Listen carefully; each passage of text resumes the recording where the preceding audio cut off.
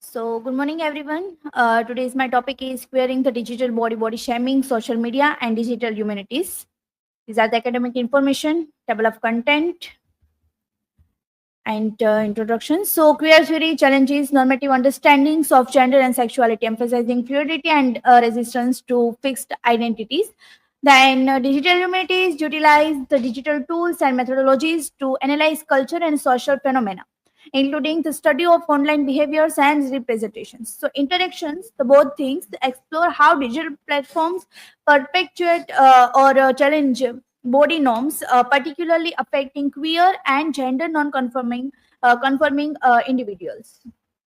So here are the research questions. How can queer theory help us understand body shaming as a social and cultural construct? And how can digital humanities tools like digital archives and data analysis be used to study and challenge body shaming online? And hypothesis is the study hypothesis that digital platforms amplify body shaming against queer and non-normative bodies, while queer theory reveals it as a socially constructed phenomenon. Digital humanities tools can identify these patterns and show how queer communities resist body shaming. Queer individuals also create digital interventions that challenge dominant body norms and promote inclusivity. So here is the queer theory and body normative. So queer theory interrogates the societal constructions of gender and sexuality norms, challenging the binary and fixed categories that often underpin body standards. By deconstructing these norms, queer theory offers a lens to understand how body shaming is not merely a personal issue but a societal construct rooted in a power dynamics and cultural expectations. And digital humanities and embodied data. So, digital humanities employs computational tools to analyze cultural phenomena, including the representation of bodies in digital spaces. This approach allows for the examination of how digital platforms perpetuate or challenge body norms, providing insight into the intersection of technology, culture, and embodiment. So digital manifestations of body shaming. So social media algorithms and body norms. Platforms like Instagram and TikTok often prioritize content that aligns with mainstream beauty standards, marginalize diverse body types. This algorithmic bias can exacerbate body dissatisfaction among users, particularly within a queer communities. And queer representation in digital media. So, while digital media has the potential to offer diverse representations, queer bodies are often subjected to fetishization or exclusion.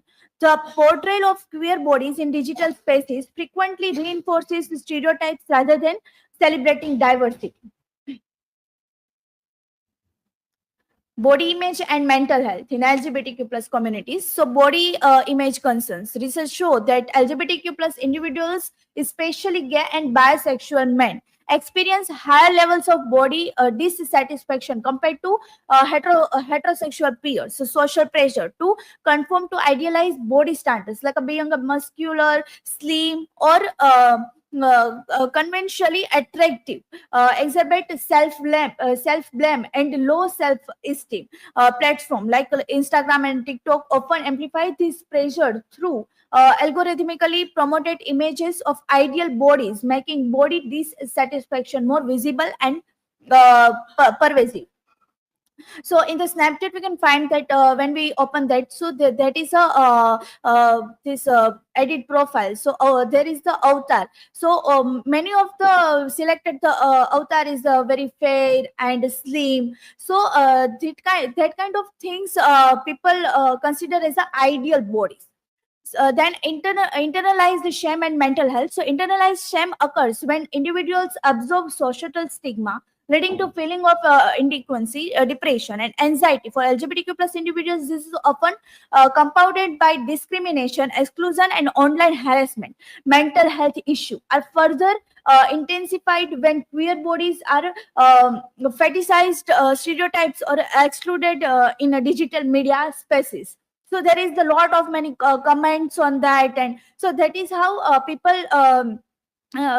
have a mental health issue and trauma, and also so public figures like here page sharing their experiences with body dysphoria helps raise awareness and foster supportive online communities, encouraging dialogue around mental health in queer spaces.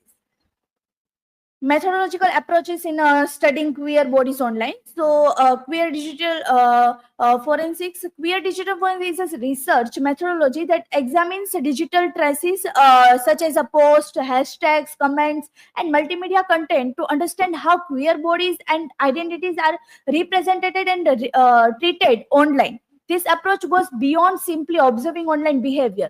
It critically analyzes patterns of inclusion, exclusion, and marginalized in digital spaces. So, by studying digital artifacts like a TikTok videos and Instagram posts or Twitter threads, researchers can uncover how queer identities are contested, and negotiated in online communities.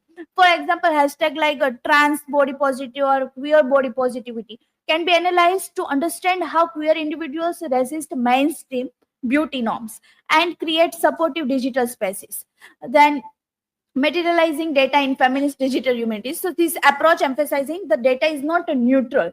It is embodied and involves both physical and emotional labor during collection and analysis. So feminist digital humanities advocate for methodologies that count for the experience of participants, particularly marginalized community like LGBTQ plus individuals, and whose digital presence is often subject to scrutiny and judgment. So, materializing data research acknowledge the effective dimension of online experience, such as anxiety from body shaming, joy from supportive communities, or empowerment through digital interventions. This methodology calls for ethical and uh, inclusive practice, ensuring that research does not exploit or misrepresent queer bodies. So here's the project like queering the map and the digital transgender archive. Amplify this approach and they allow participants to document everything. Then creative interventions. So queer digital art and performance artists like Jack Elvis utilize digital technologies such as a deepfake and AI to performances that challenge normative representation of queer bodies.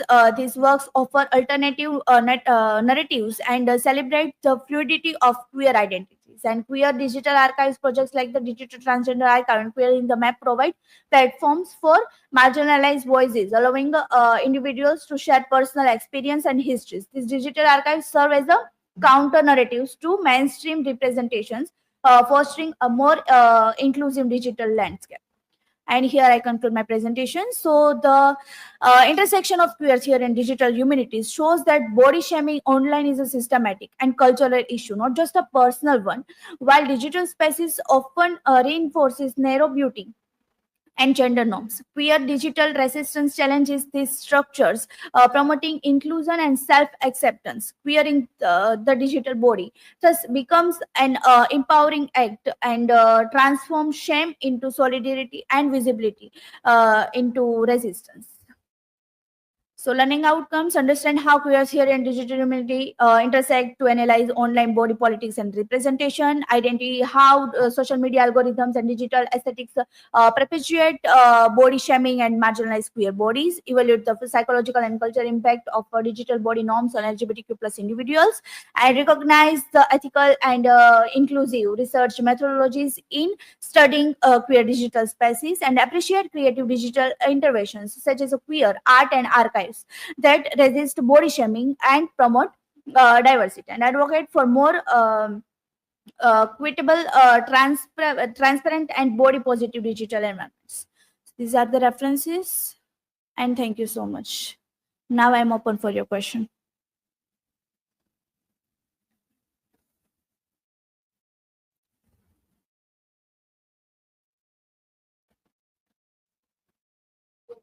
Question is, how can digital humanities help preserve queer memory and history?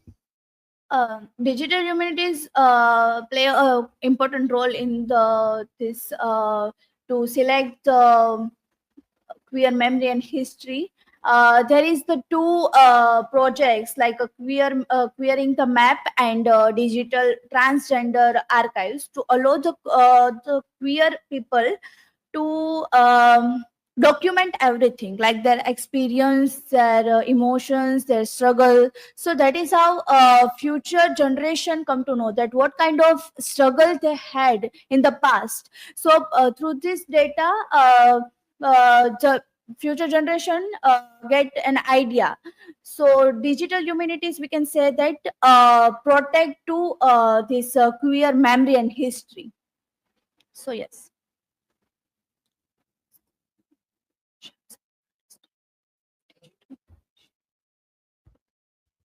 My question is, how does the pandemic period reshape our understanding of digital body shaming among queer youth? Yes, pandemic period. We can say this COVID-19 in the lockdown period. Most of the human beings are past their time in the various social platforms. So there is also the first the queer youth. Uh, that is how queer youth aware of that how their body represent front of everything. So by the TikTok videos and Instagram, uh, uh, they social platforms also they gave to the space for support and self expression. So queer youth also started the creating content and body content and share in the various social platforms. So yes, we can say that pandemic period reshape our understanding of digital body shaming among queer youth. So this is from my side. Thank you so much.